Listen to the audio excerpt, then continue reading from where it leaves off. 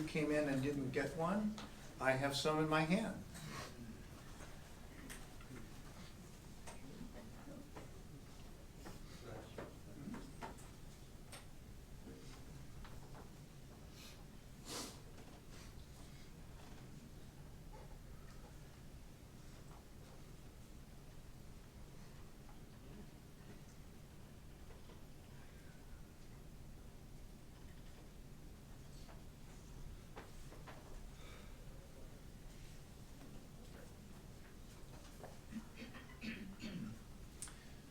We gather to commemorate the life of Constance Elizabeth Meislahn, known to us as Connie. Every human life has divine, sacred worth and value. No matter what your religious perspective is or may be, every human life has a kind of essence that reflects and is infused by that which lasts and that which matters, and that which we all share as human beings. And Connie's was such a life, as you'll hear this morning, a life to celebrate, not only for what she did, but for who she was, for how she grew as a human being, for how she influenced those whom she loved and who loved her, but also for the example that she was as a bright light among us.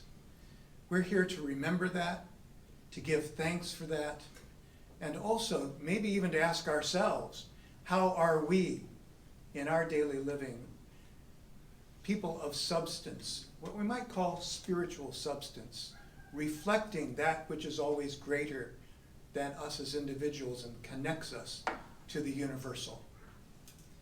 Feel free during this time to feel, think, and express whatever feelings and thoughts come to you. Be you during this time. I'm sure Connie would want that, for you to be you, just as she was the unique human being that she was.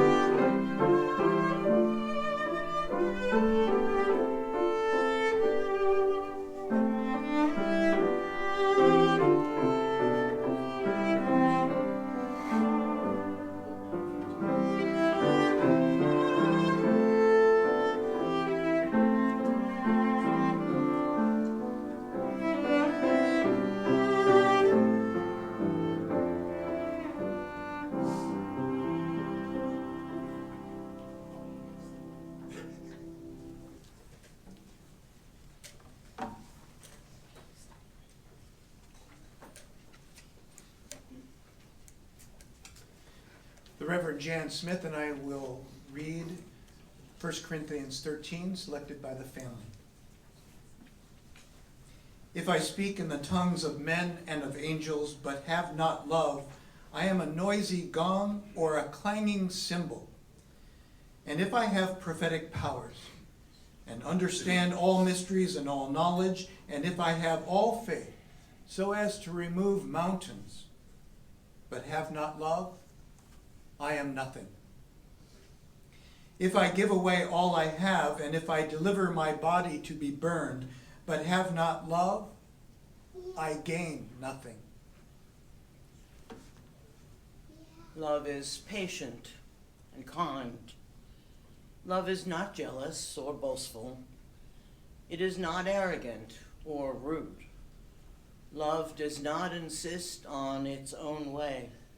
It is not irritable or resentful.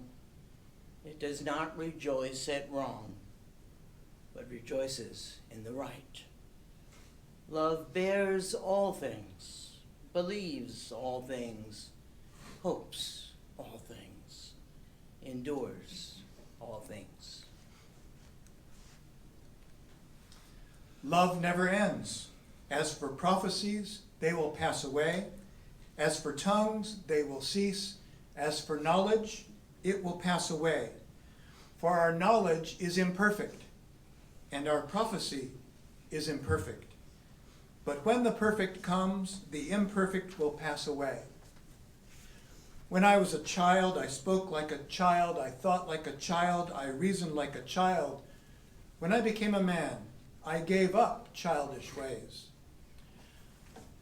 For now we see in a mirror dimly, but then face to face. Now I know in part, then I shall understand fully, even as I have been fully understood. So faith, hope, love abide, these three, but the greatest of these is love.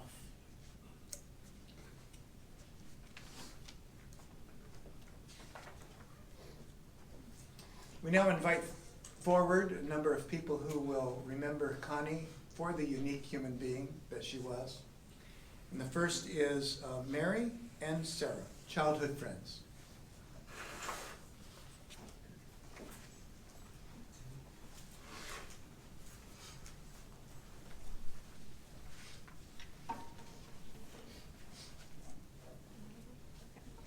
Hi.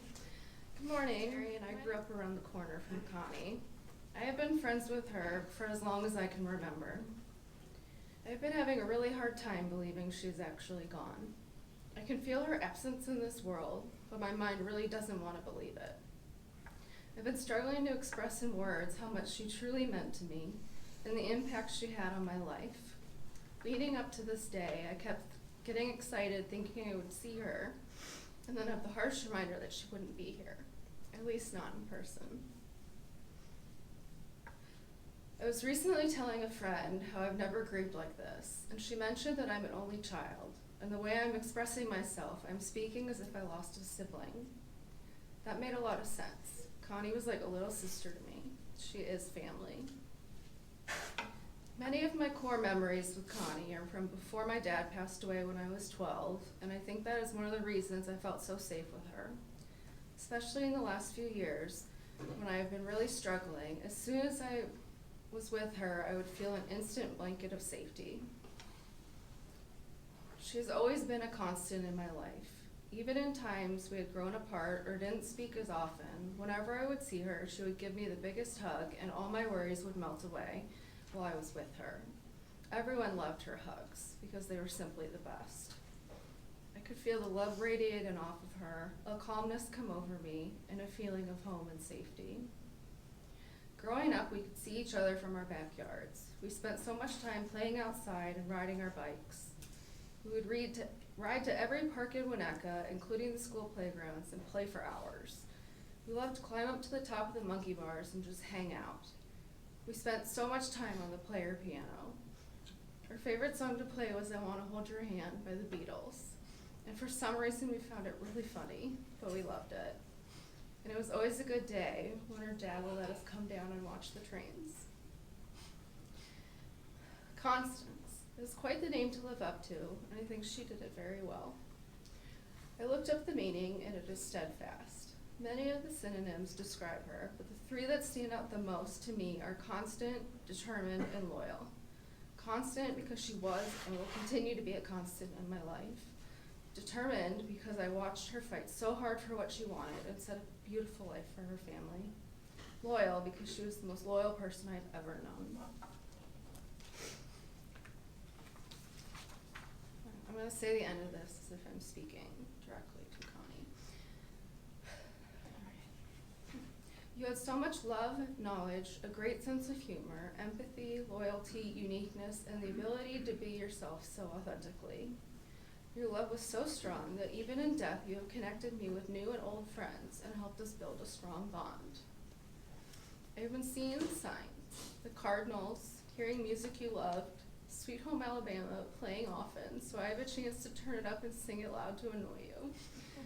My dream where you squeezed my hand and it felt so real. And I'm sure you had a hand in helping me not fall all the way to the floor in April when I had an accident in the attic. I bet you were laughing though. You could always find some good in a situation or something we could laugh about. I hope you can hear me when I talk to you. I hope you're able to read when I write to you. I hope I never forget that feeling of your hugs. They were always strong, genuine, and you would always hold on a few extra seconds and I could feel the love. I can still hear your voice in my head and see that smile when I think about you. I hope that never goes away. I love you and miss you so much. I will always want to hold your hand.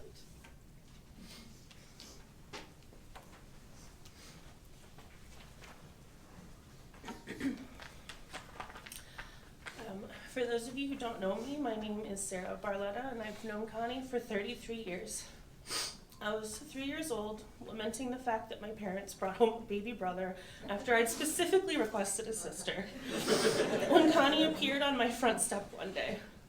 Brought over by her mom because we were around the same age, we instantly became best friends.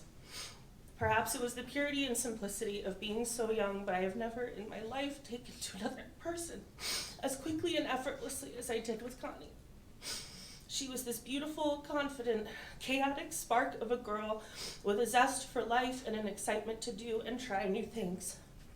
I, on the other hand, could better be described as an introverted, trepidatious, tightly wound ball of anxiety. But Connie and I saw through our differences. We were inseparable for our childhood and adolescent years, joining each other's families and growing up in each other's homes. And we became so intertwined that even though we drifted apart with age, those two little girls were still holding hands somewhere inside us, and they always will be. When Connie and I were in elementary school, we were the first 2 stops on our school bus route. Every morning I'd secure our special seat at the back, and every morning I'd see her come bounding down the aisle of the bus and plop down next to me. It was how we started every day, a piece of consistency in the ever so unpredictable world of grade school. I remember one winter, a car barely rear-ended our school bus, and out of an abundance of caution, the school had us both get checked out by the school nurse. And I will never forget how Connie made sure the nurse checked every single one of her Beanie Babies for whiplash and concussions before giving them a clean bill of health so they could attend class. This moment is so etched in my brain because it is such a beautiful example of what a kind, empathetic soul the girl I knew was, and what a compassionate, loving woman she would grow up to be. Connie was my North Star. I started every morning with her. I started my life with her. I joined karate because of Connie. I joined stage crew because of Connie. Even now, I recently bought a yin-yang choker necklace because Connie had one when we were in middle school and continued to wear it well into adulthood. The necklace I bought now hangs on the lid of my jewelry box, and I smile at it every day as I start my morning. My new version of seeing her grin as she comes tearing down the aisle of the bus ready to tackle the day. I'm sorry. Sorry. And that's exactly what Connie and I were. I was the yin to her yang. Back in the 2000s, when every teen girl doodad either said angel or princess, Connie had the princess belt buckle, I had the angel earrings. When we saw Pearl Harbor together, an objectively bad movie we both loved, Connie's room became wallpapered with Ben Affleck pictures cut out from magazines. Mine was covered with Josh Hartnett. Every day after school, we would watch Full House. She was an Uncle Jesse, but I was far closer to a Danny Tanner. Connie was lightness and play. I was seriousness and analysis. But we fit together. We complemented each other. We brought out the best in each other. We helped each other not only to grow, but to blossom. I see Connie in so many things. I see her in the purple stains on the sidewalk under the mulberry trees. I see her in the purple stains on the sidewalk under, I see her in the purple stains on the sidewalk under the mulberry trees her mom used to make jam from.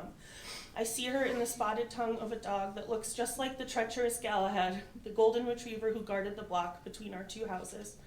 who Connie learned to distract while I scurried by because she was a faster runner than me.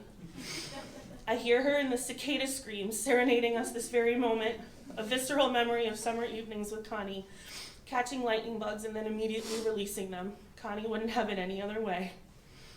I still always use the second stall in a public restroom, a rule Connie and I diligently obeyed, though I could not tell you for the life of me where it came from. And when the internet first entered our homes, just to date all this, we had a special stranger danger code to ensure it was really us messaging each other on AIM. I still use that special code as my security question for my bank. Connie is woven into so many aspects of my life, from the significant to the mundane. I see her everywhere, and I see every version of her. I see the 4-year-old with an almost intoxicating carefree joy. I see the 8-year-old who kindly encouraged me to bike faster, swing higher, run farther. I see the 12-year-old I did team kata with, winning a gold medal together as we moved and breathed in perfect sync, just as we always had as kids.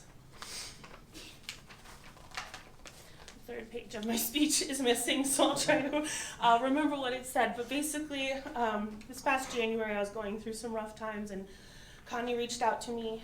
My North Star reached out to me and told me she was rooting for me, and like she has many times before, she told me how much the phrase "just keep swimming" gets her through everything. And so, Connie, while we're all here and we're disoriented and we miss you and we love you, I promise you that I will just keep swimming.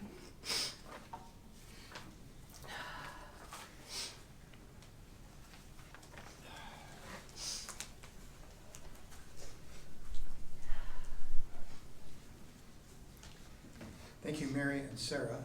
And now, Aiden and Bob, high school friends.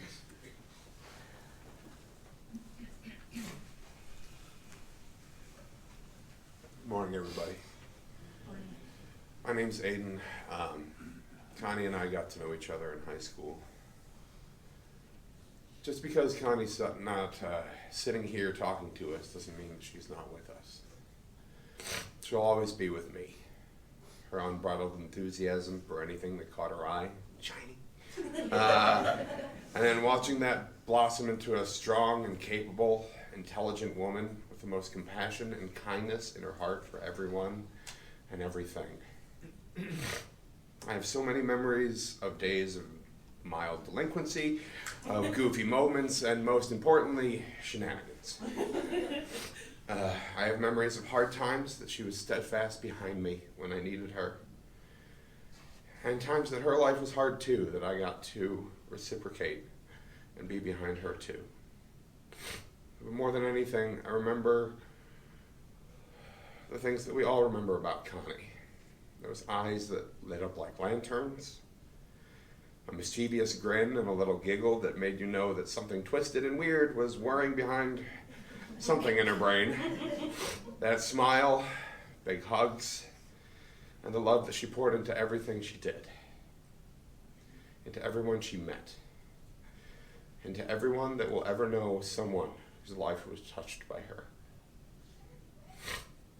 When we met, Connie and I were in high school. We both had a bit of a rebellious streak. We shared a kindness and openness to new people, though. Connie and I became friends quickly, and fell into a type of friendship that only some people get to dream about. Connie was there for me in my darkest hours and supported every choice I made for my health and well-being, and never once faltered to be there when you really needed her. Connie's gift to the world was love. The love she gave of parenthood to those who desperately desired it, and managed to keep in close touch with all of them loving her just as much as I did. Connie loved all those she knew and those she didn't, and even animals who couldn't comprehend her existence, much less their own. It gives me solace to know that she could spread her loving heart to everyone she could, and that her essence will live on each of us, as well as to those to whom she gave life. Everyone that knew Connie at her best.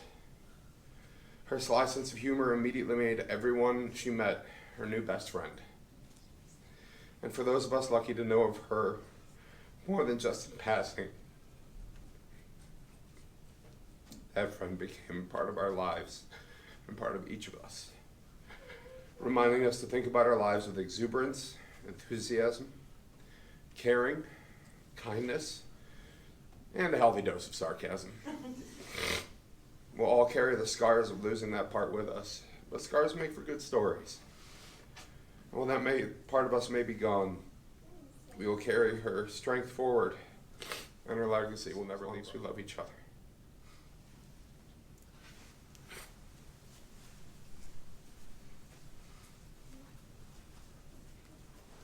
Morning, everyone. My name is Bob Sand, affectionately known as Bobby. I tried for many, many years to sort of move on and mature from Bobby and then to Bob and Robert and finally Dr. Sand. You know, I've spent the last couple weeks now doing my very best to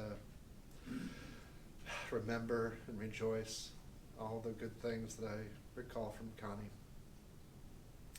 I remember when I received the call that we had that she had passed from this world. I was caring for a patient who, ironically, whose middle name was Elizabeth, and I started visibly crying. And then my patient asked me what was going on. And I said I had just lost my oldest friend. Because that's what Connie was. She was my oldest friend. I have known Connie almost my entire life. We started very early in elementary school and progressed forward. Granted, our relationship during that time was not as close as it was as it went into later stages of junior high and into high school. She aired an amazing and beautiful air around her. She was kind and loving and just the purest of souls. And I have spent the last week thinking to myself, you know, exactly what type of impact this beautiful person had on my life. And much like Aiden has said, there were times of delinquence. And we were all rebellious in high school. We all had our own times, and I will tell you, I still remember when I got my first car. It was a black Ford Mustang convertible, and it had little ponies across the side. And I remember Connie coming out of New Trier and saying, "Oh, pony!" and as she jumped in the car, and from then on, it was pony. To this day, one of my daughter's favorite things in this world, my oldest daughter, is ponies. And every single time that I see her play with the ponies, I think of her. She cuddles with a stuffy, looks like a hippo. It's like a pink hippo. And I remember that was a stuffed animal that Connie had given to me many, many years ago when we were in high school, that she had and that she gave me when I went to college. And I always kept it, and I never associated it really with it until I realized that, wow, this is Connie every day. Whenever I take my daughter to school, she's come to love techno. And her favorite band is Scooter. Yeah, it's pretty funny. So every day she insists upon it. And just last week she asked, why, where did you, why do you like this? And I'm like, well, because of course I'm trying to be a dad. And I'm like, oh, my friend Connie. My friend Connie and I used to listen to it all the time, drive around and enjoy, laugh, and enjoy our lives. My 2-month-old Georgia May's middle name is Elizabeth, and she was named shortly before Connie's passing, and I never really realized my insistence with the name until this, and I'm very happy to know that in some way, every day, I get a little bit of her. I tried my best to write something down, so I apologize for my rambling. But every single time I tried, I just couldn't. Because you can't put into words what Connie was any more than you can, attempt to write about the rays of sunshine or the wind, because it's just pure. And that's what she was to me. I love her always. Thank you.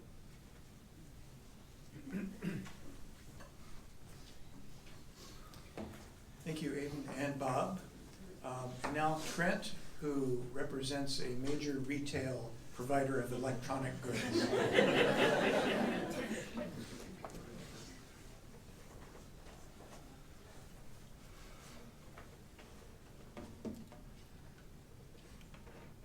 Hello, my name is Trent.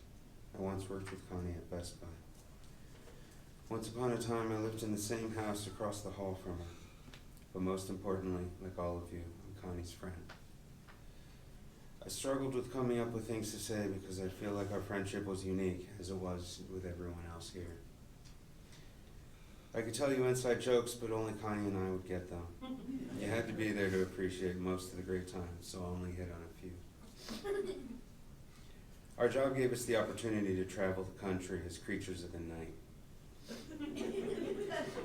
We went to a dinner and show on Broadway like rich people in New York. We got roasted by the comedian Dave Attell, sitting in the front row of a New York comedy club. We made a pilgrimage to the Eden Prairie Mall, the filming location of the film Mallrats, with the intention of acquiring the movie on DVD at the place where it was filmed. We were disappointed that they didn't have it, and even more surprised that the clerk had no idea that it had been filmed there. On our way back from Minnesota, we wondered if he even knew what Mallrats was. Like I said, you had to be there. I suspect stories and inside jokes. Connie made you feel uniquely special too, because that is who she was, and we will miss her immensely.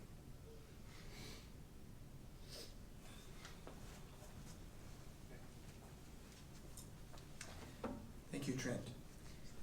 Penny will now share a reading from a book, from a series of books that were very important in Connie's life. And after Penny shares her reading, we'll hear a reflection from Sarah and Kevin Hills.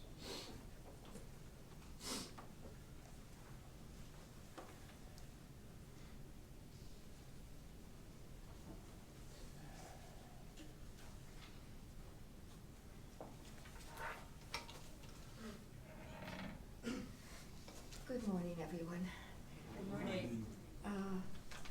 I have a little bit of a preamble before I read what Nancy provided me with so graciously as a focus for our time here with remembering Connie and what she loved to read, the story that she really enjoyed when she was 5 years old. So let me just do my preamble and then we'll get on with the story. And Nancy, please help me if I mispronounce the names of the people or the characters. Nancy and I have been friends since 1977, so this is a long time.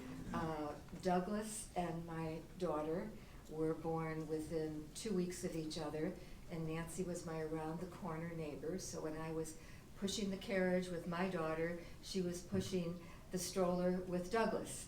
And Douglas and our daughter, Charity, were friends, childhood friends, and did mom and tot programs together, went to nursery school together, and then at about kindergarten age, their paths diverged. So to different elementary schools. But I kept my relationship with Nancy to this day, and I cherish her. And I got to know Harry, and I've enjoyed our relationship with my husband Tom and Harry and Nancy many, many times. So I would like to just remind you that since we're remembering today, the word remember comes from the etymology of the word to organize our memories. So when we remember someone, we're organizing what we did, how we knew them, when in our lives we knew them, how their impact upon us. And listening to everyone who's come before me, that's exactly what I've heard. And I just wanted to, that came to my mind. I thought I'd share that with you. And then kind of the overall feeling I have about Connie. I met her when she was maybe 10 days old. And I know Miss Phoebe as well now, which is a joy to me. And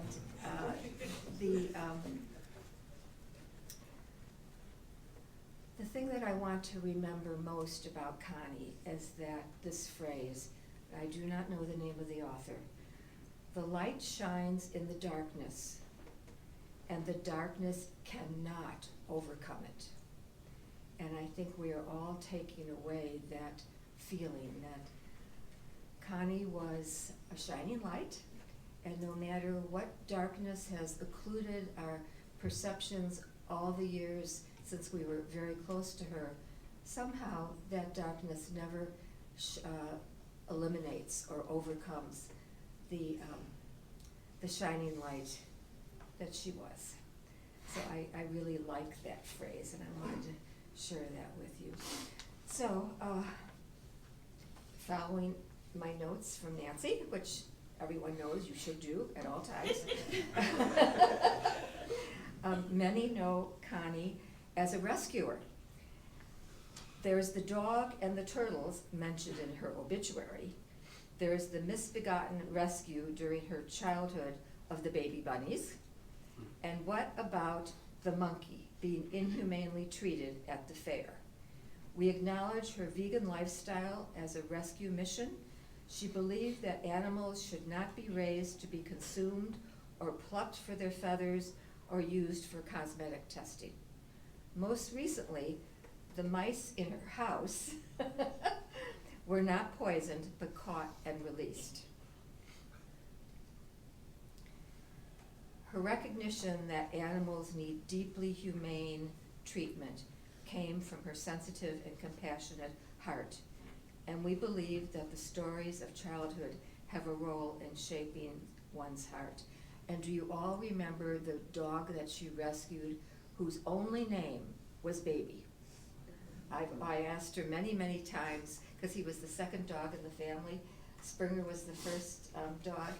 And so when Baby came, black dog, and I said to Connie, well, what are you going to name your dog?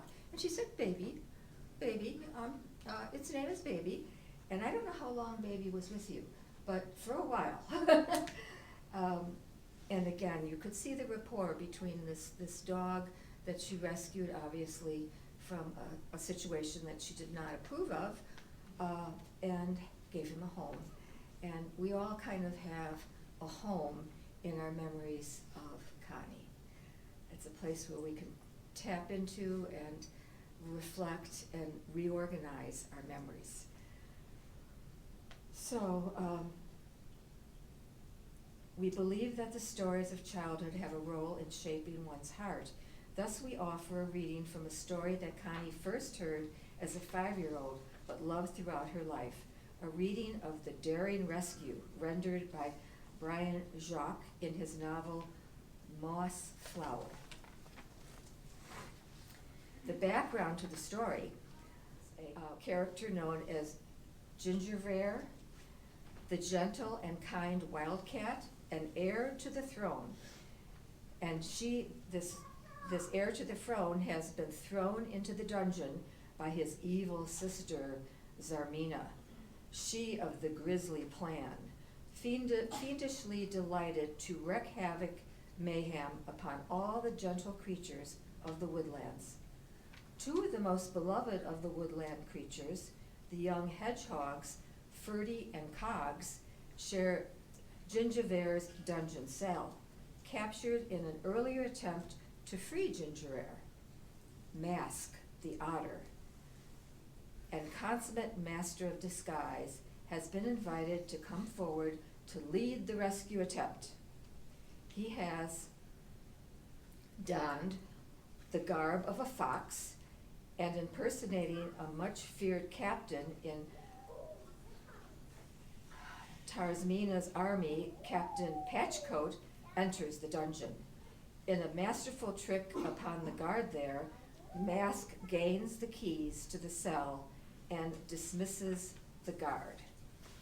Gingiver was ready with Ferdy and Cogs as the key grated in the lock. The door swung open to reveal the strange fox with the evil countenance. "Quickly now," he whispered, holding a paw to his muzzle.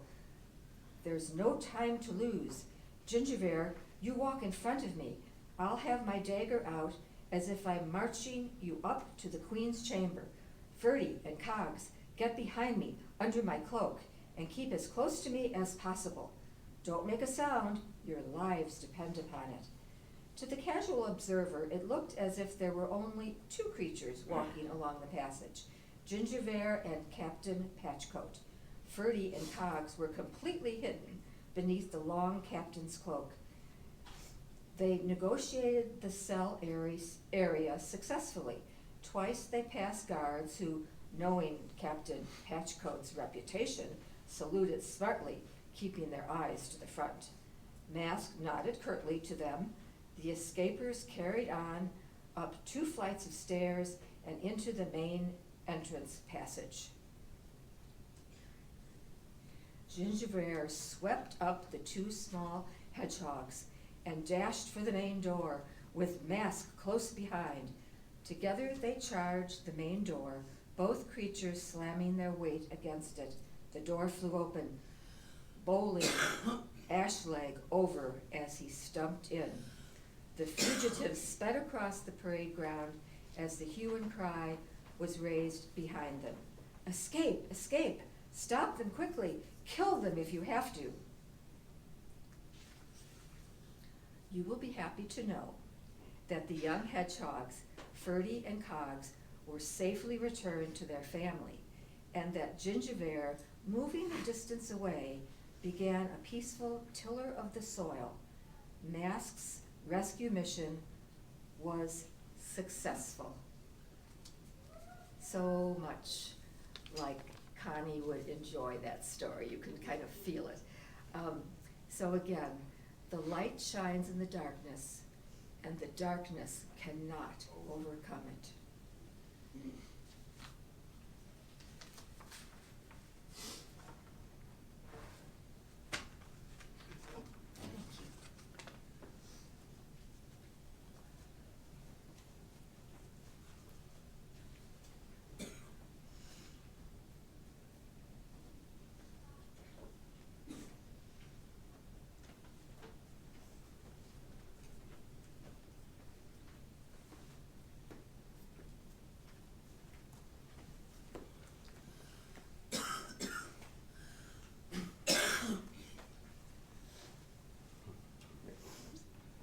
Hello, my name is Kevin. I am Elijah and Adeline's parents. I'm going to tell you a little story about how we got to know Connie and Jesse and how our relationship came to be. So I was down in Florida for a work conference, and our adoption agency called us, says, "We've been chosen." And I'm like, "Oh, okay, cool. Like, all right, I can continue on the conference." And she's like, "No, the baby's being born right now." So I immediately ran to the business center to get all the details about who the birth mother is, where am I going, what state am I flying to, whatever is going on. So there's a huge line in the business center. I just rip open a printer drawer, grab a piece of paper, steal a pen, write everything down, and called my wife. I'm like, "Hey, we've been chosen. I'm gonna get home as fast as I can." So with that, I had literally was going to present to a room full of 200 people the next day. So I had to pass my presentation and my speech off to somebody else. Called Delta, switched my flights, got home. And, as you can imagine with our journey going through adoption and stuff like that, us going to be new parents, walking through the hospital, figuring out okay, who is the birth mother? Are we having a boy or a girl? What's going on, you know? So as we get into the room and, you know, we meet Connie, we meet Elijah, you know, from that point forward, it was like, all right, this is cool. And slowly over time, we started just exchanging photos and pictures, and then organically our relationship grew. We went out to Chicago at Christmas time when Elijah was about 6 months old. We saw Jesse and Connie went out to dinner. They got to see Elijah, you know, 6 months old and growing up. And from pretty much that point forward, we had an open adoption with them. We saw them multiple times a year. They came, stayed with us. We've come out to Illinois and camped and stayed with them, and that's how we met Nancy when we were camping here through our camping trip around Lake Michigan. And it became really cool and organic. It wasn't, you know, forced, it wasn't whatever. And now, you know, my relationship with Connie is pretty cool. You know, it's not, you know, it's, I said in my Facebook post, it's kind of like brother and sister, because they're family. It's more than that, you know, it's really cool. And, you know, with Miss and Connie and stuff like that, you know, with Elijah and Adeline, I kind of get to see Connie every single day within how Adeline draws, how Elijah or Adeline talk back. So I get to see her mannerisms and her smiles and her different, you know, nature versus nurture about Elijah loves blueberries. So when we were with, you know, talking with Connie and Jesse, I'm like, Connie, did you eat blueberries with Elijah? Oh, I ate a ton of blueberries. I'm like, okay, now I understand that one. With Adeline, she ate a ton of cereal, and our daughter's addicted to cereal. So I get to see little bits every single day, and it's pretty cool that continuing our relationship, you know, with Jesse and now with, you know, their sister Phoebe, you know, it's just, I could look at them and I could see her, and you know, it's pretty cool. Well, as Bob said, I also could not get any words on paper, so good luck following me. As he said, you know, we found out at the last minute, and he came rushing home. Thank God we were in central Illinois, so we could easily drive up the next morning and walk in there, and our relationship did grow very organically. When we met up with them at Christmas, we had a lovely dinner. I decided she wasn't crazy enough for me to not allow her on my Facebook. And so she was able to see more detailed pictures of our lives, because originally she just said, can you please text me some pictures so I know everything is going well. But it just kind of grew and grew and grew, and he was out of town for a week, was home 24 hours and left again, and she came and stayed with me for a week with the kids. It's just been a really great experience, and I'm just so incredibly grateful that not only do my kids know who she is, but they really truly know her. They've got to spend time with her, they've learned from her, and she just truly loved them. When she was in Michigan for 5 weeks for work, we went to the zoo, we went to the park together, we shared meals together, and it was just so amazing.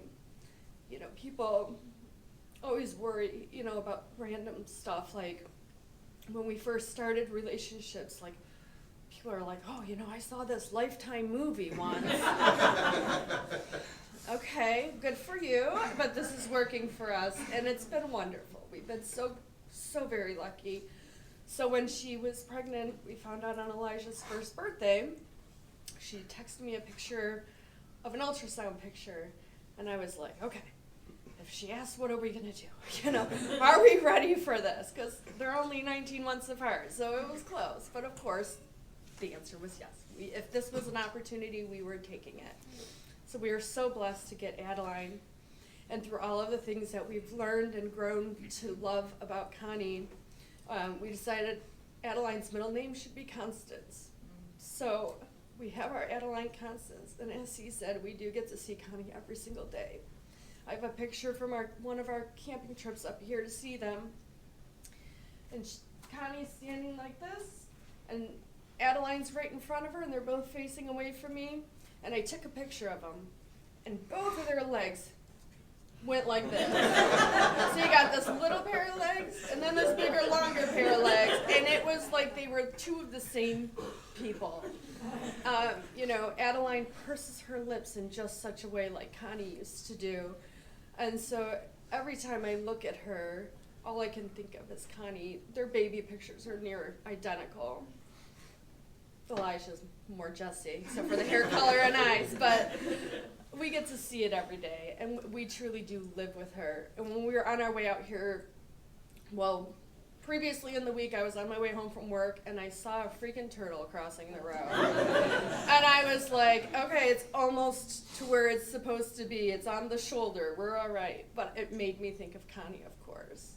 On our way here, we stopped at a gas station, and as I was walking into the building, the car that was there had this Nightmare Before Christmas thing hanging from its mirror. I don't know what the name, Jack Skellington or something? I don't know. Anyways, it was hanging from the mirror, and I'm like, these people are going to come screaming at me because I'm standing out in front of their car, taking a picture of this thing that's hanging from the mirror. I'm like, it's meant to be. We are all meant to be here together, and I'm just so grateful for everything that Connie has brought to our lives, to our families' lives. And I'm so grateful to know Phoebe and for them to always know each other. Our kids have always known they grew in Miss Connie's belly. That has never been a secret.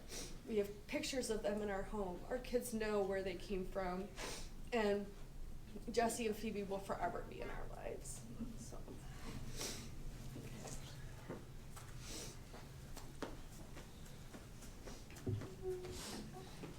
Thank you, Penny, and Sarah and Kevin.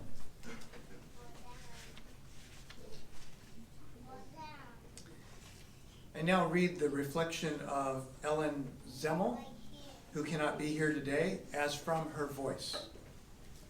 Connie's life showed much growth and resilience, and was one of which to be very proud. My name is Ellen Zemmel, and I was a social worker at New Trier High School. I had just come back from sabbatical doing a fellowship in foster care and adoption. Upon my return to New Trier, I was determined to start the first adoption support group. It was 2003, and Connie was in my very first group. The next year, students came to my office very concerned about Connie. She was depressed and engaging in unhealthy behaviors. A girl in her biology class had committed suicide, and Connie was devastated. I called Connie in and did an evaluation. Her mother came to school immediately. It was hard for her to hear what I had to say, as it would be for any mother knowing your child is struggling. But Connie's parents did what parents need to do. Asked for advice, researched, and found a treatment center that they thought would be best for Connie. Connie was not pleased, but went. 2 years after finishing the treatment center, Connie showed up in my office. She came to thank me for saving her life. I smiled and told her, I only did an intervention. Your parents are the ones who saved your life. Years later, she reiterated that she was thankful to her parents for sending her there for her senior year of high school, 2004, 2005. She avowed that the program was fantastic and that she is still in touch with some of their social workers. I didn't hear from Connie again until I got the best surprise on my Facebook page in 2015.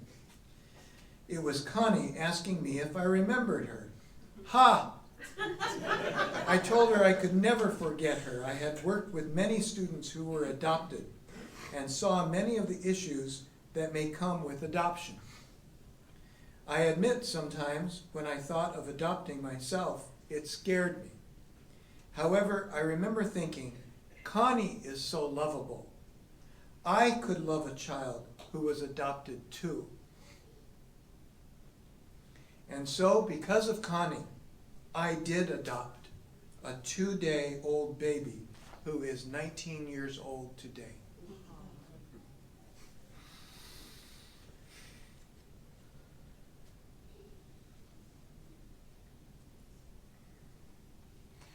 Connie and I maintained an intermittent Facebook conversation, and what follows is partly from that conversation, partly from in-person connection, and partly from conversation with her mom.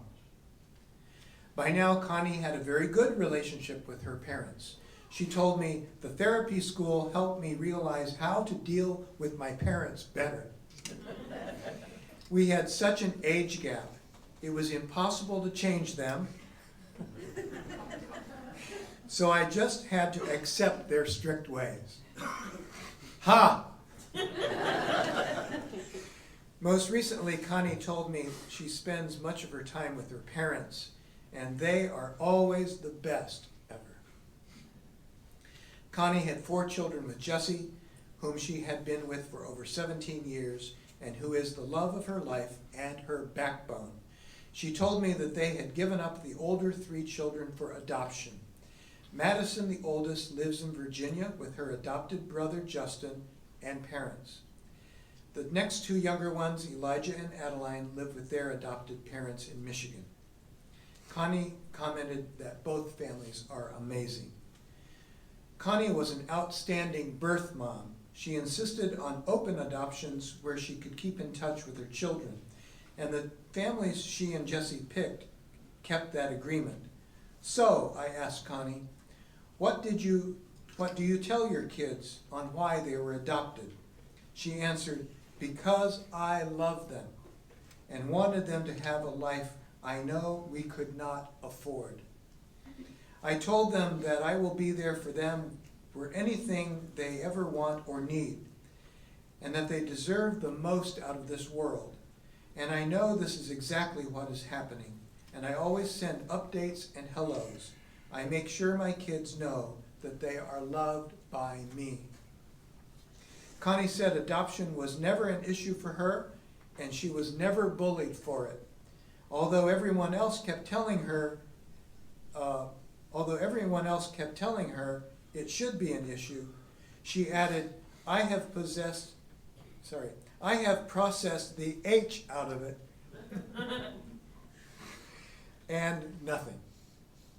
She did have the opportunity to meet her paternal birth parent family, but it did not change her attitude toward adoption or her mind in appreciating her mother Nancy, father Harry, and brother Doug.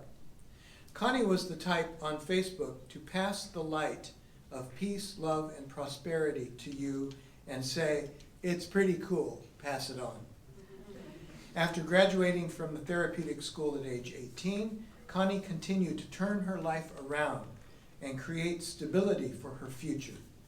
Her parents credit this positivity in some large part to her relationship with Jesse, who made it clear that drugs would not be part of their life together, and eventually introduced her to a vegan lifestyle. Connie's parents also honored Jesse for his reflective qualities, his steadfastness, and his companionability. They like being with him and are awed by his intuitive grasp of parenthood for Phoebe. Connie described herself as unique, sticking out, but hating attention. She was very proud of her work history at Best Buy, using her creative and kinesthetic talents.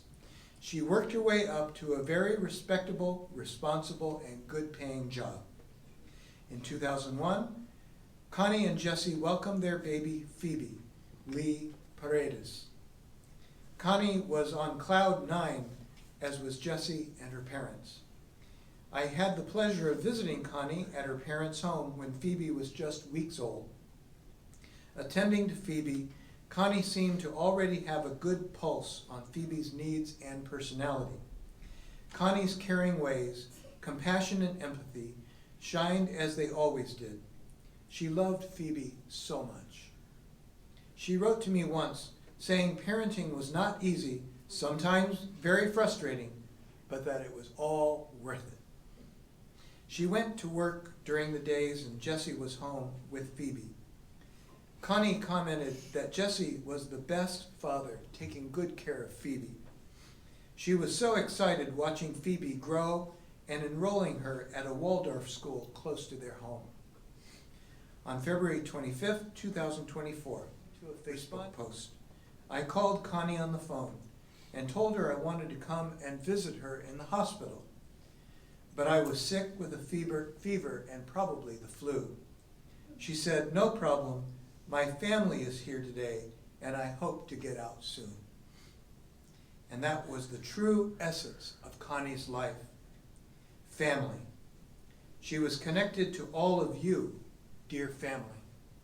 She told me that you were all the best and that she loved you all dearly.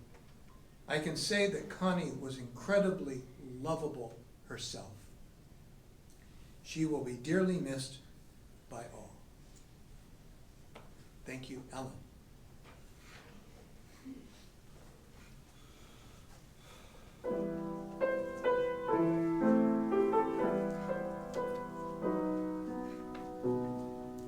Early each day to the steps of St. Paul's, the little old bird woman comes.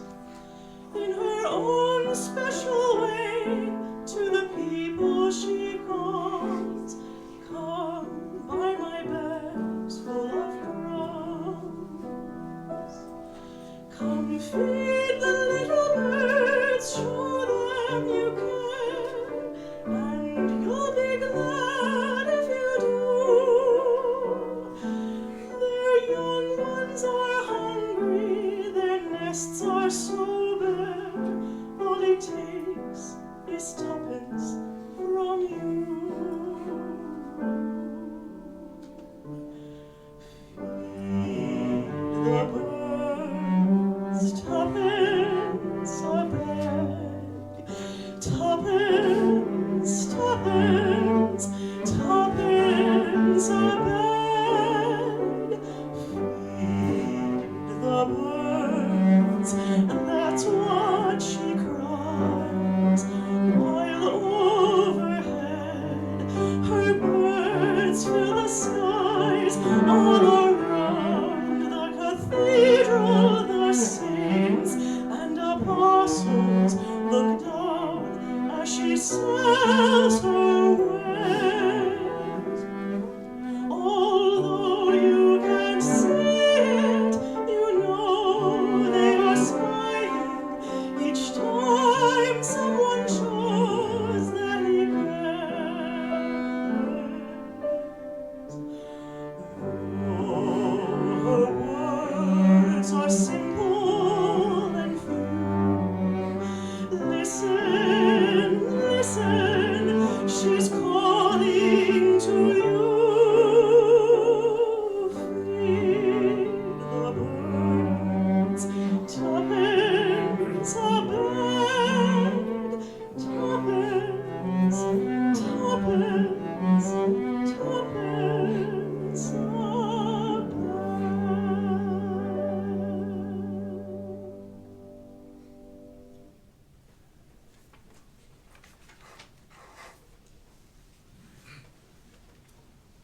All right. We've been sitting for a long time. Connie wasn't a huge baseball fan, but let's do a little seventh inning stretch. Let's get up. Well, if you want to get up, otherwise, or you can just wave your arms around. So what we're gonna do, we have a little bit, little dynamic stretching. What we're gonna do is right hand over to left hip. I'm actually serious about that. Left hand over to right hip. Right hand up on the back of your head. Okay. Simon didn't say. Rest for a second, yeah.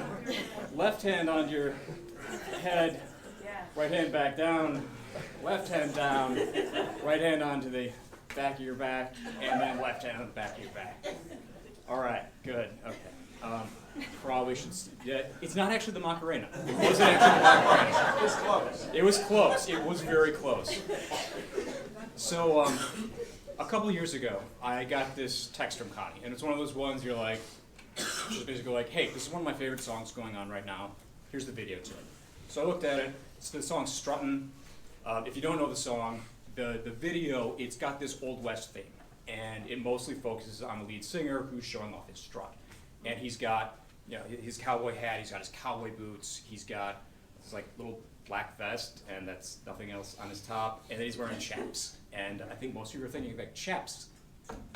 Where are you going with that? No. First shot, you see he is wearing BVDs. And then he turns around. And and there was a fabric shortage. And that video spends a lot of time focusing on that fabric shortage. They really show off the strut. I didn't text anything back to Connie right then, but we talked about it, and she might have sensed that I had yet to fully appreciate how great that video is. And she was just like, "Oh, Dad thinks it's hilarious." I was like, my sister and Connie, my sister Connie and Dad agree. Obviously, it's who would I be to disagree? Now you might not have thought this is going to be insight into the Meislahn family dynamic like this. But if you think back on the 37 years of Connie, she was the girl who went to her very first drum lesson. She met the teacher, she looked at the drum kit, she took the bass pedal, she put it in front of our dad, she stomped down on the pedal, the beater hit Dad in the leg, and she goes, "It's the shin kicker." She, and this offbeat sense of humor, we kind of encouraged it as she was growing up. Connie and Dad had this routine that they did, this Sylvester and Tweety routine when she was young, and she would just hide somewhere, and then Sylvester just couldn't quite find her, despite the peals of laughter coming out of, the closet or from under the table, behind the couch. Poor Sylvester. I contributed maybe more than my parents really wanted when I gave her a copy of Liar Liar with Jim Carrey when she was way too young to be watching Liar Liar, but it's like it came out of the package and she was like, "Great, I got a movie," and my parents were just like, "Oh no." When she was about 12, she and a friend were at our parents' house, they were playing, and I was talking to them and just kind of got on the topic of what they liked doing together and why they liked hanging out. And one of them, and I don't remember which one was like, "We like being weird together," and the other was like, so I'm like, okay, cool. My sister, she's a nonconformist. That's a good thing. She liked a lot of quirky things. She liked The Nightmare Before Christmas. And part of that was because the whole thing is set in Halloween Town, which later in life she would set up her house as Halloween Town. And you think for Halloween, no, year round. You could walk in, there's Jack Skellington 6 feet high. But the other thing she really liked about Halloween, in addition to the candy, is the day before her birthday. So this was a big time, November 1st and October 31st, big time for her. Also serendipitously, the World Vegan Day is on Connie's birthday on the 1st. So it kind of worked out that way. These things kind of worked out. There was also a dinner, and because I'd moved out, my parents' anniversary dinner, and they decided to go to an elegant restaurant, and for whatever reason they decided to take Connie too. And in addition to being a very elegant restaurant, it was also a very exotic. And Connie and Dad start looking at the menu and they start kind of speculating loudly what the wildest thing that should be on the menu would be.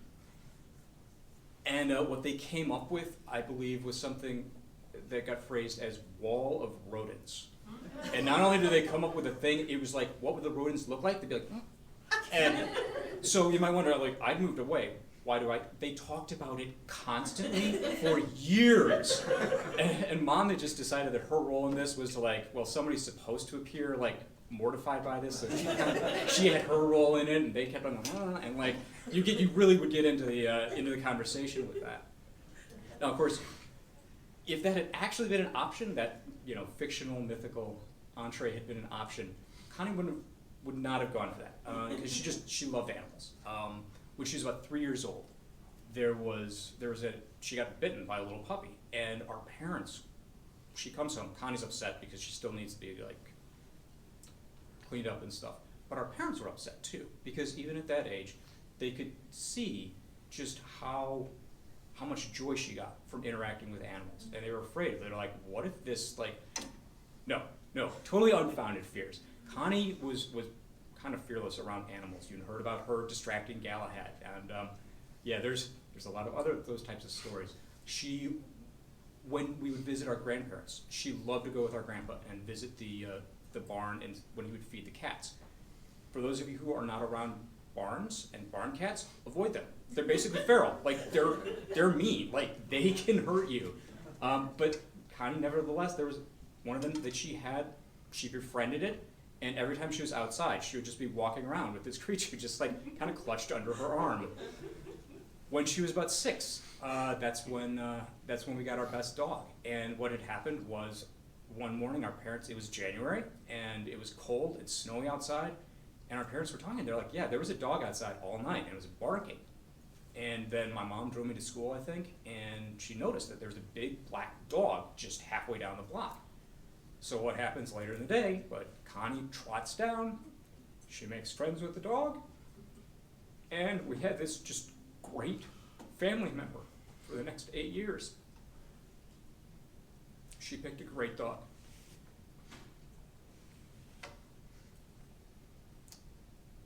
There were other pets, gerbils, hamsters.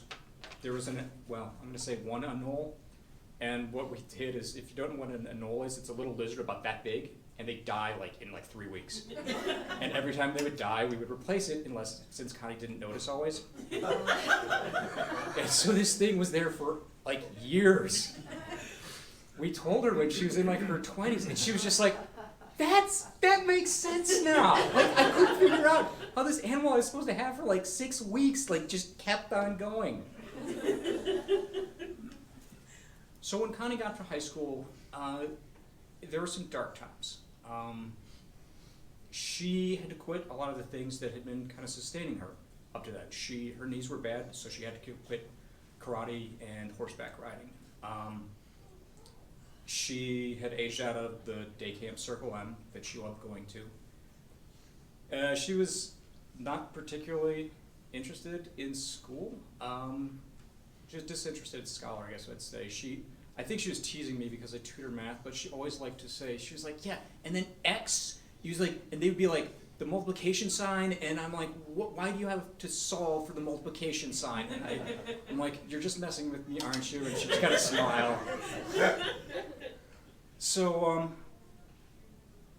she took up stage crew. She loved cutting gels, which actually kind of presaged something later in life. But yeah, she took up stage crew, but I didn't seem to be something that really lasted for her.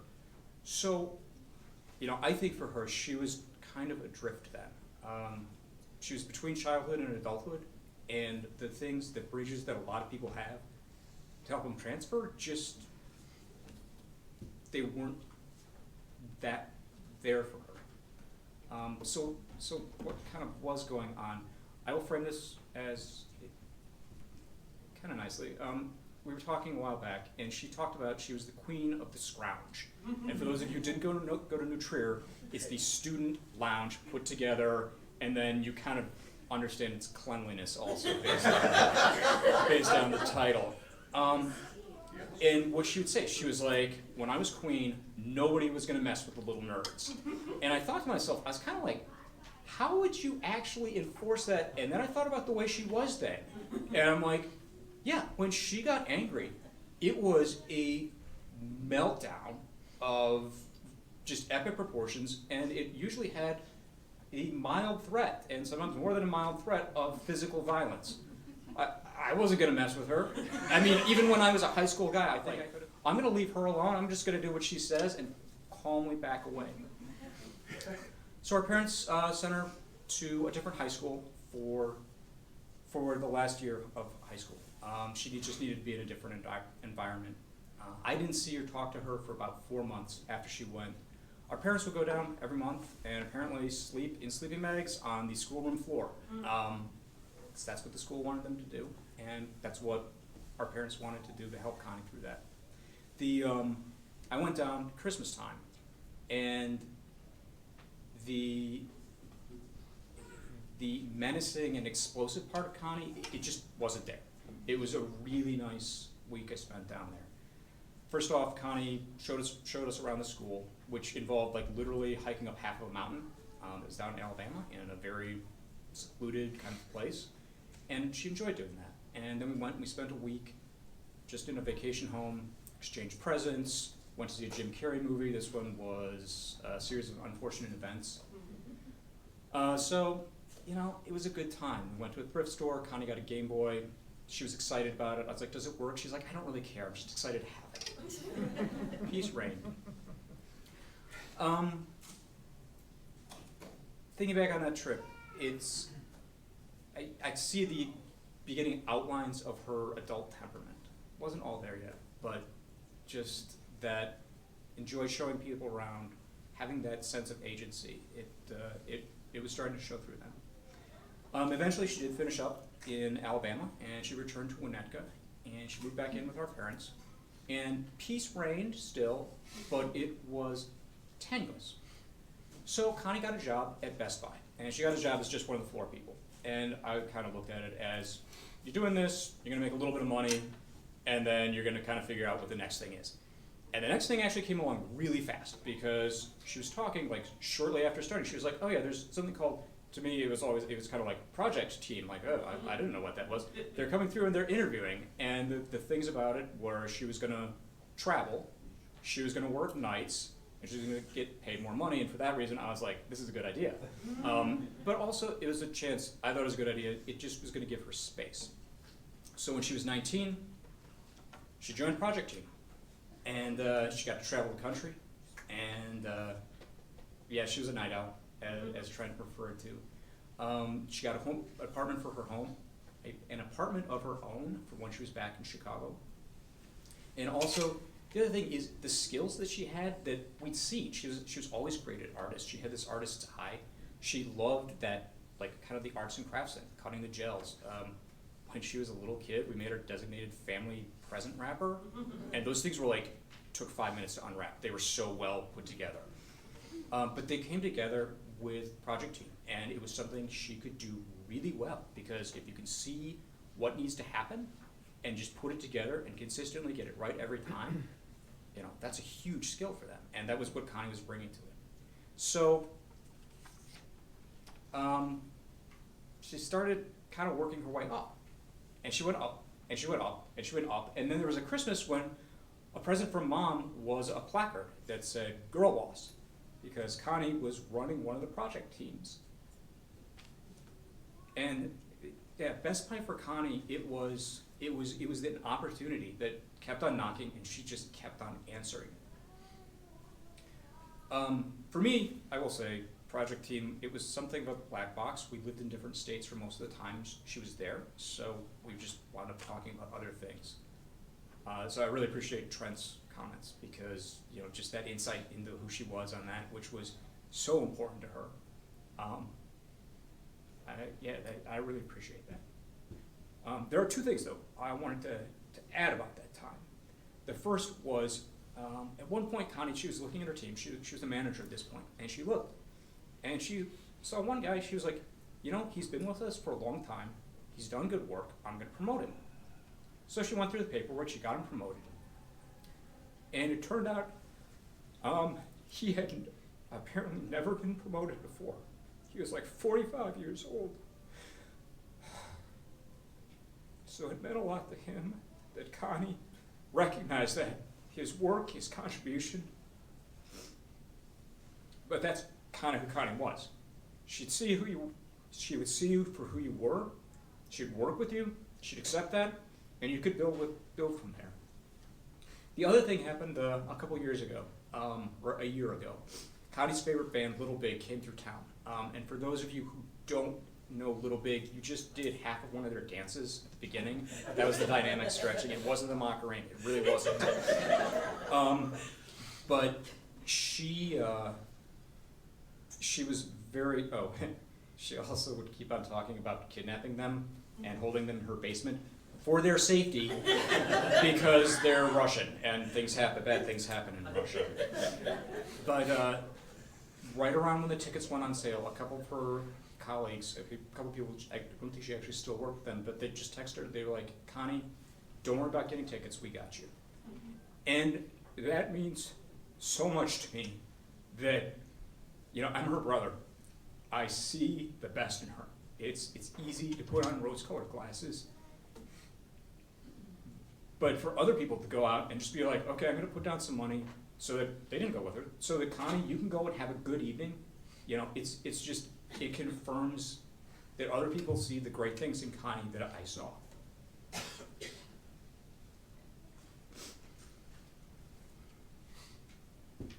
I could not come up with any transition here. So I'm just going straight now to the kids, which for me starts with Eli.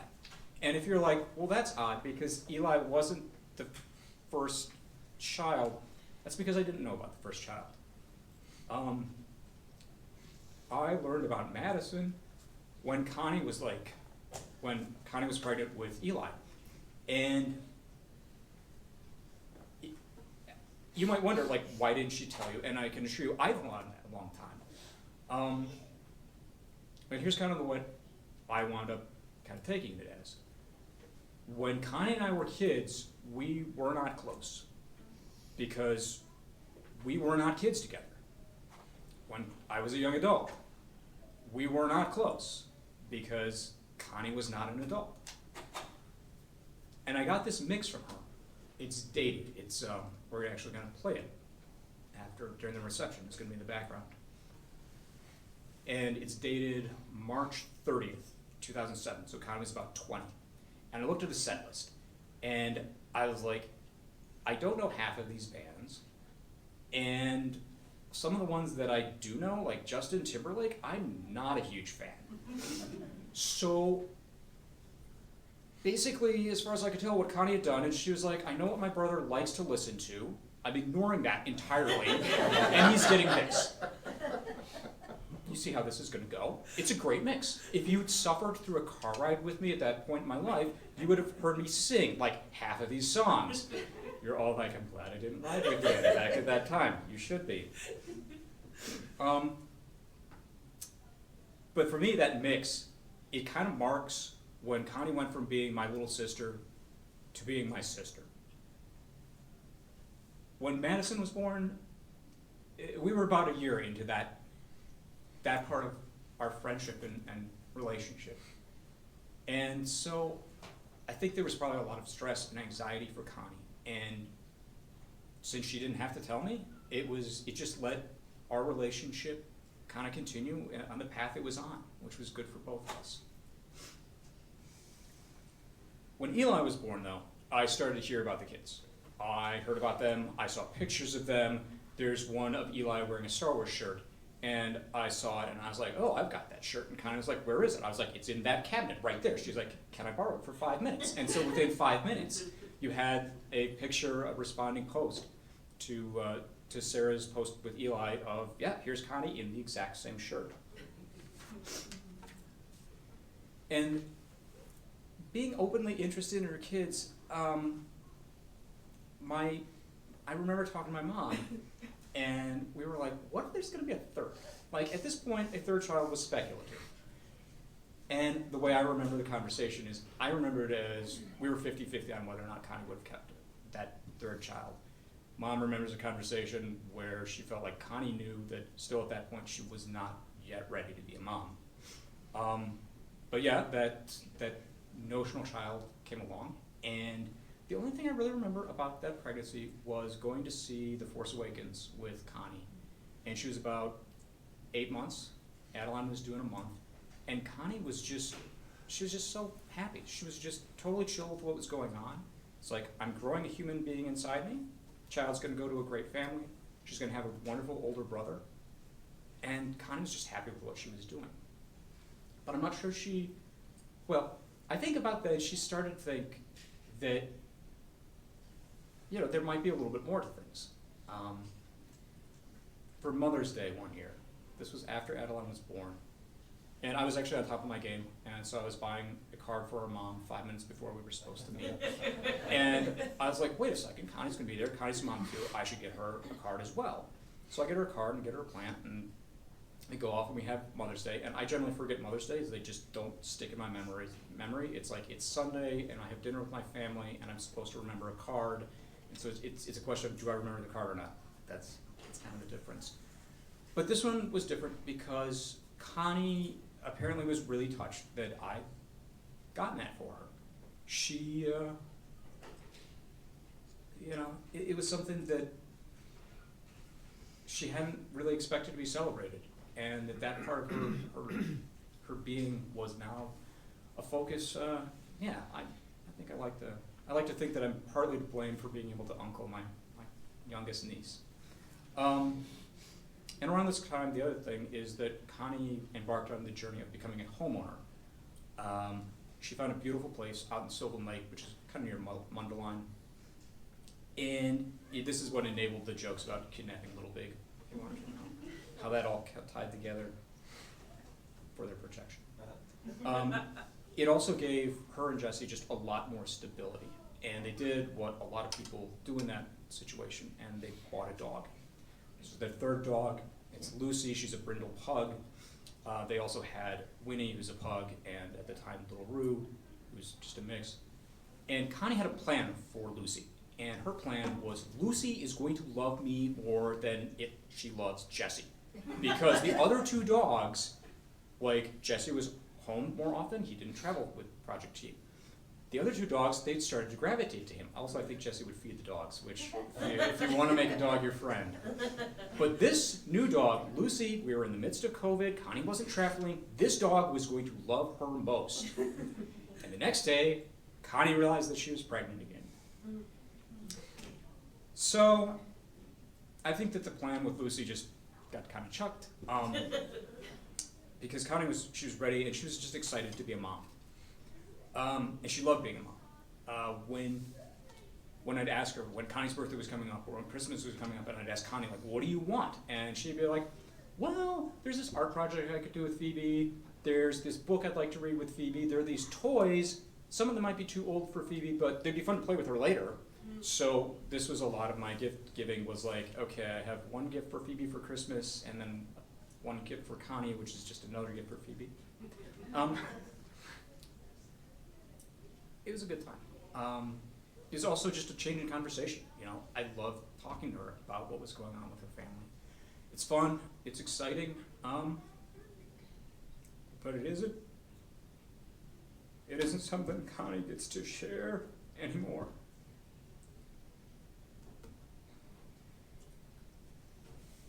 She was in the hospital a couple weeks before she died. She didn't know what was going on with her, but the doctors were pretty sure it was cervical cancer, just based on the symptoms. I went on to visit her on a weekend, and she couldn't really do anything. She was going stir crazy. It drove her nuts. If there was one thing that Connie loved, it was being productive. If there was one thing she hated, it was being unproductive. So all we could really do was talk. Even there was a Jim Carrey movie marathon going on. I was like, that's about the ideal thing. That was not enough. So we talked. We talked about things she liked. We talked about things that just drove her up the wall. We talked about what Phoebe was doing. Jesse was diligently providing pictures. We ate pizza. Turns out that Papa John's can make a pretty good vegan pie. And I remember her saying, she's like, all I want to do is go home and hug my little boo-boo-boo. She thought about it, and then she's like, and the big one. We talked about her dark sense of humor and how that was going to help her get through. She needed a transfusion, and she chatted up the nurse who was setting it up. And you know, the blood bag drained, and the nurse eventually came back in, and Connie was like, it's my blood now. And then she realized it was a different nurse. Which she hadn't met before. It was an awkward introduction. Talked about what the doctor thought what was going on with her. And she was struck by the irony of it. I remember her just sitting there, and she's like, all the parts, all the things that go wrong with me. The thing she was most proudest achievement, I don't know, happiest achievement, done 4 times. That part of her body, that's what betrayed her. Last Christmas, I could look at her life, and it was like she'd made it. She had a man she loved deeply. She couldn't really imagine living without him. He's her companion, everything from video games to parenting. That's a wide range. They had their daughter. They loved raising her. They had their home.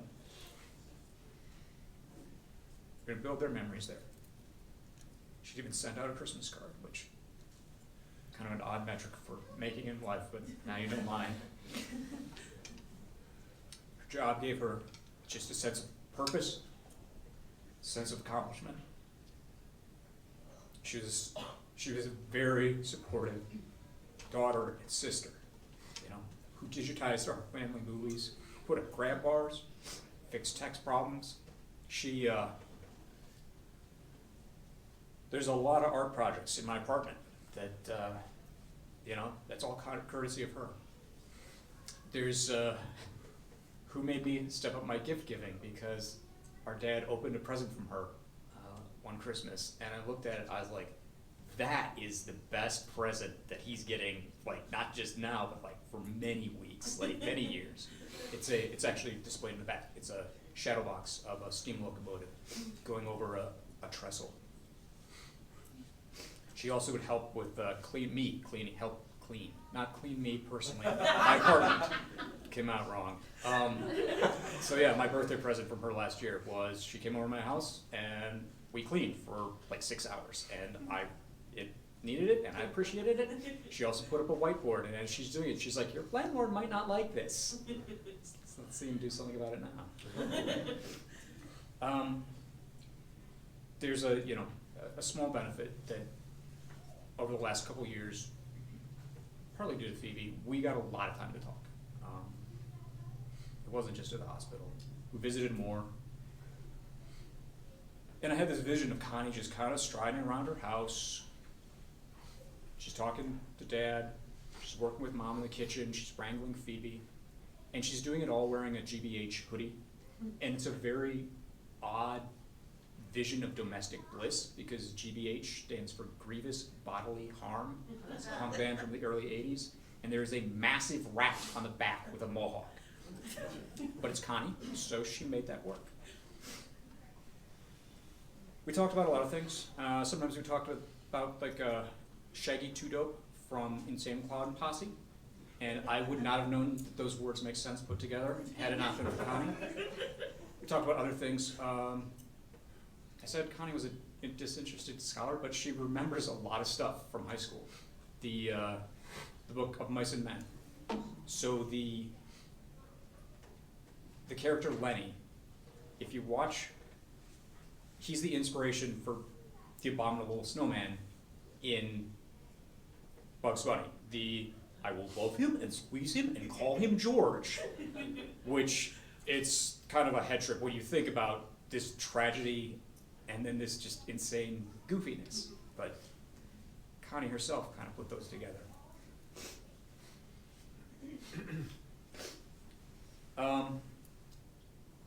We talked a lot about music. It's not surprising other people brought up tunes.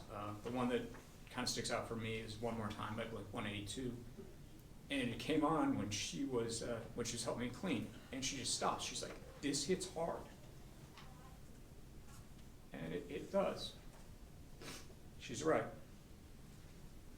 We were talking sometime last year, and she kind of just goes in a different direction, and she's like, I'm old, and I do not handle this well. I'm a lot older than her, and I'm like, if you're old, what does that say about me? Thinking about it now, though, she had experience. They're like the happy parts of getting old. She'd gotten to see some of her kids, grow up, albeit from afar. But with Phoebe, first word, first step, first smile, probably everyone after that. She got to see Phoebe's personality start to emerge. Friends of mine, she said why she wanted to have kids is that she wanted to feel just unrestrained love, and Connie got to feel that.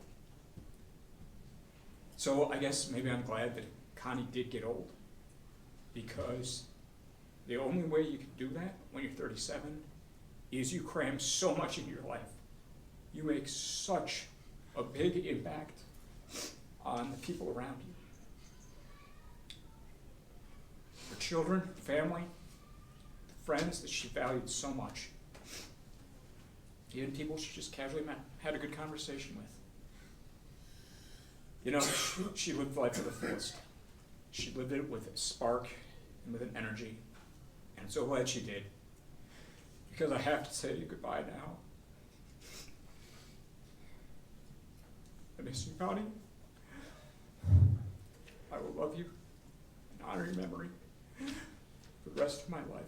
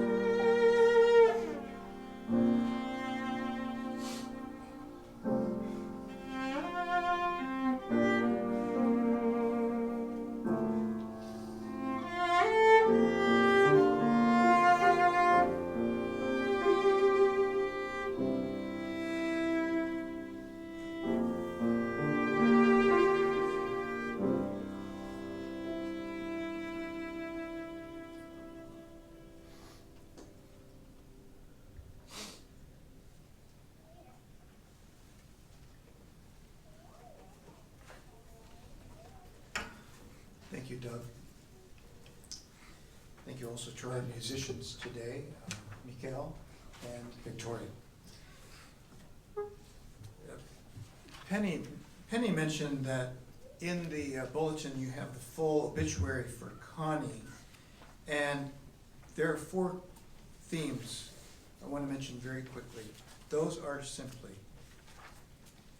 rescuing, providing, creating, and nurturing. This was Connie Meislahn. Spiritual writer Henry Nouwen says that we must die for the fullness of our life to be appreciated and released into the world, into eternity, for it to really have its full impact. When I read those words by Henry, I thought, he's not talking about Jesus or some religious figure. He's talking about all human beings.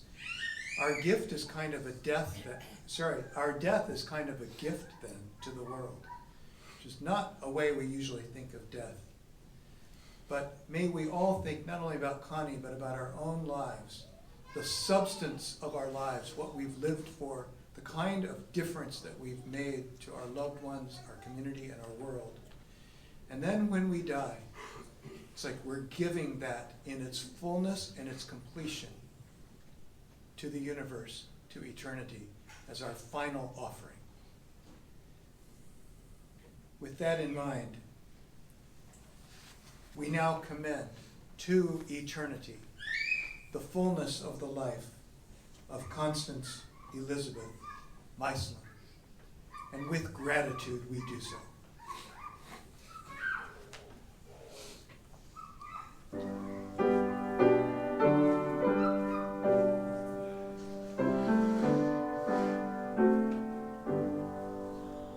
Flow gently, sweet Afton, among thy green waves. Flow gently, I'll sing thee a song in thy praise. Our Connie's asleep by thy murmuring stream. Flow gently, sweet Afton, protect her sweet dream. Thus talked of whose echo resounds from the hill. Ye wild whistling blackbirds in yon thorny dale, the green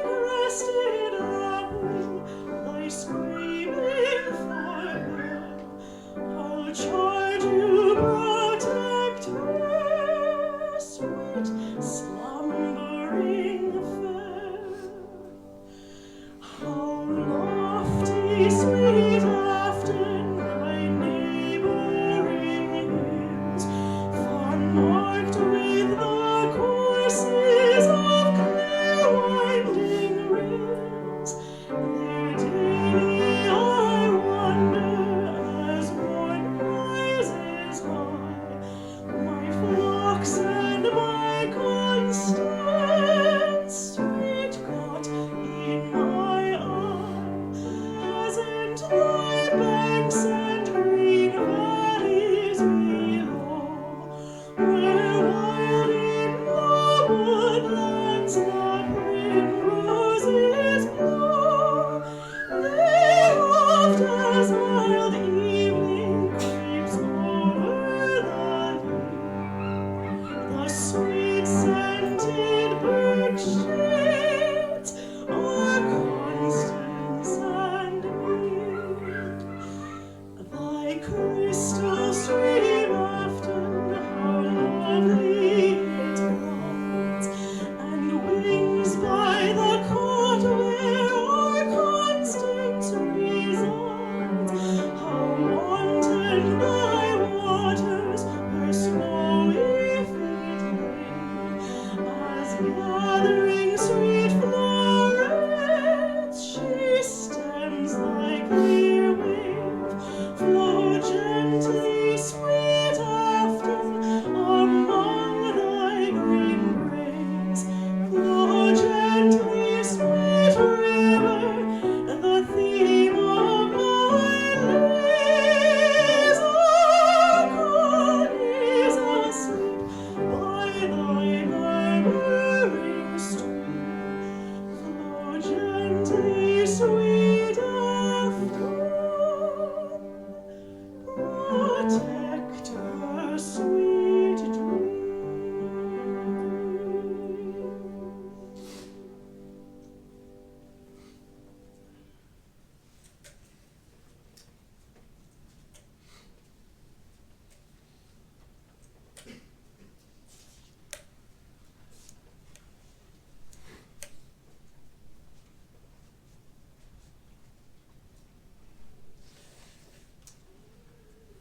When a daughter precedes her mother, her father, her brother, her family, her colleagues in death, even the heavens cry as they are today. When a young mother dies, after a period, peace will bloom slowly and always irregularly.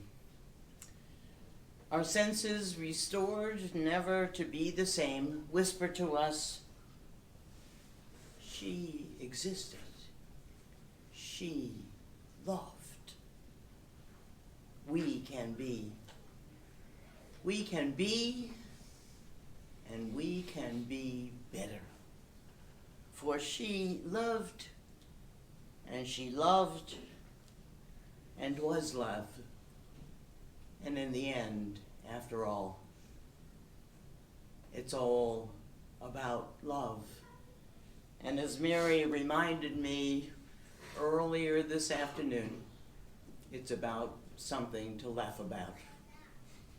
And so our last song of remembrance, chosen by her parents, God Be With You, I encourage you, as Doug did, to exercise a bit and stand as you are able as we join together in the singing of our final hymn.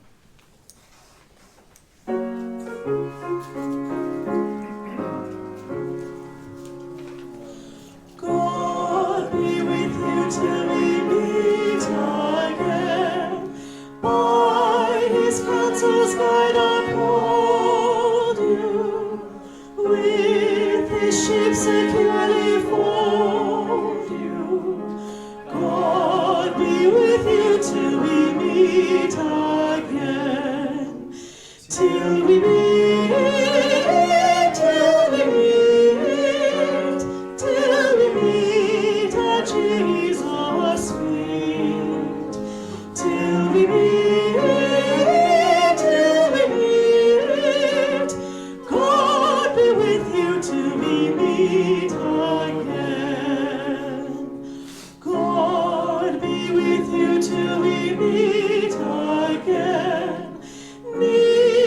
his wings protecting hide you. Daily manna still provide you. God be with you till we meet again. Till we meet, till we meet, till we meet at Jesus' feet. Till we meet, God be with you till we meet again.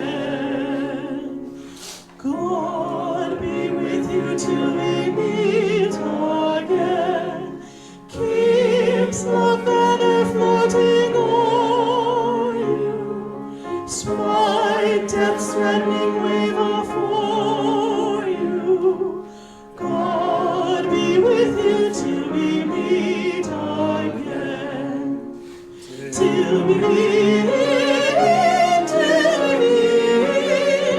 till we meet at Jesus' feet. Till we meet, God be with you till we meet again. God be with you till we meet again. When life's perils linger round you, put his arms of healing round you. God be with you till we meet again. Till we meet,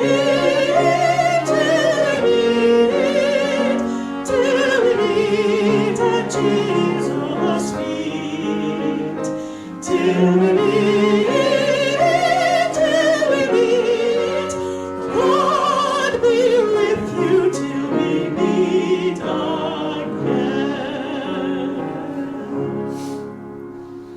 On behalf of Connie's family, I thank all of you for being here. Your very presence is an expression of how important Connie's life was and how impactful it was.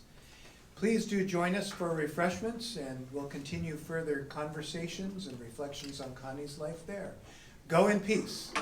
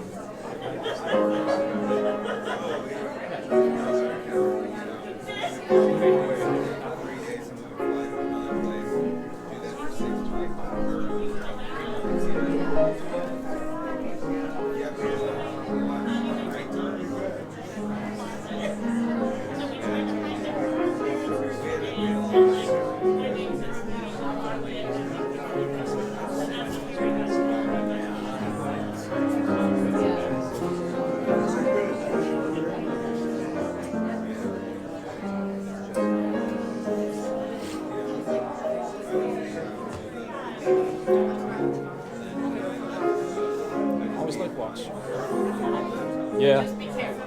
Sorry, I never actually really think I met you. I no, always heard your about you name. as, I was going to say, you were the guy with the Jesus hair. This is my wife, Ashley. Your words were fabulous. Really meant a lot. We, like, a couple months ago, we read what you'd written. We're like, well, and it was just like, no, I want this now, so thank you so much. It means the world to me, man. I'm so sorry that we had to be under these circumstances, but it's really nice to know you. So,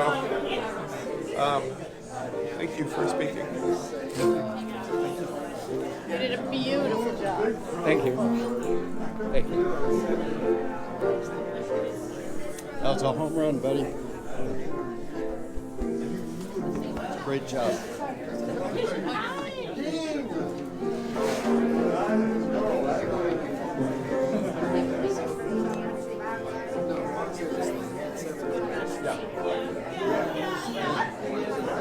to see your folks. I caught you at the end of your speech. And topical. Which is what you want to add in a situation like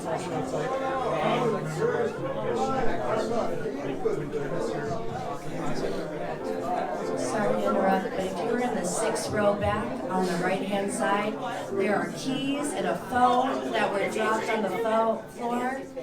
They're on the podium now. If you're missing keys and a phone, they're on the podium. Yeah,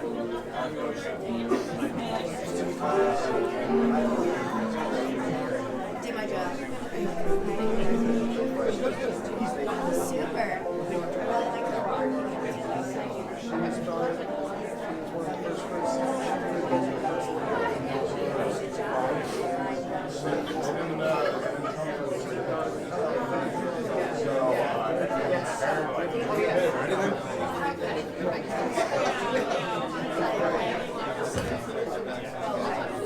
Yeah, there's a red stripe in the back.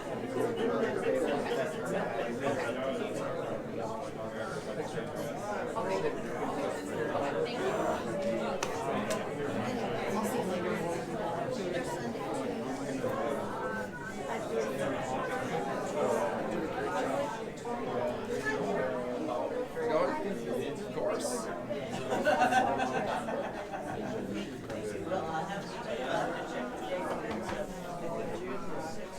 Got to give you my birthday gift over there. Oh yeah? So,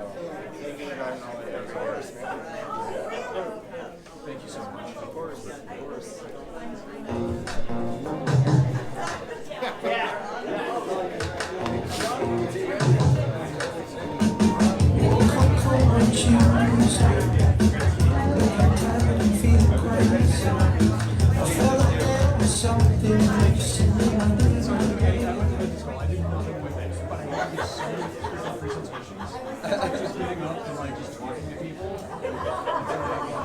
Honestly, this is the best I've ever done. I just really glad to see how many people there to be like, I'm just there to my mom.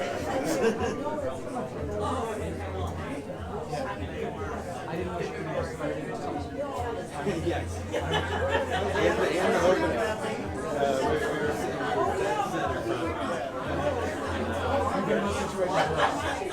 the opener came out and made fun of us. And then it just happened because we were at where we were at.